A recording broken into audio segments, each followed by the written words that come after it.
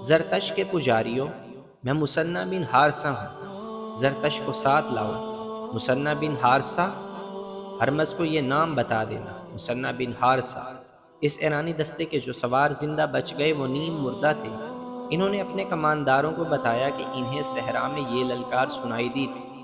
اس کے بعد ایرانیوں کی سرحد پر چوکیوں پر چھاپے پڑتے رہے، لیکن انہوں نے چھاپا ماروں کے تعقب کی اور ان کو تلاش کرنے کی جرت نہ کی۔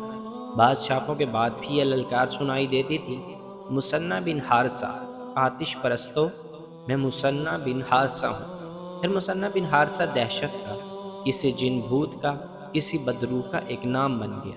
ایرانی فوجی اس نام سے ڈرنے لگے۔ انہوں نے مثنیٰ بن حارثہ یا اس کے گروہ کے کسی ایک آدمی کو پکڑنے کے بہت اہتمام کیے، لیکن جب کہیں شب خون پڑتا تھا تو ایرانی فوجی، جن کی جرت اور بے جگری مشہور تھی، دہشت سے دبک جاتے تھے۔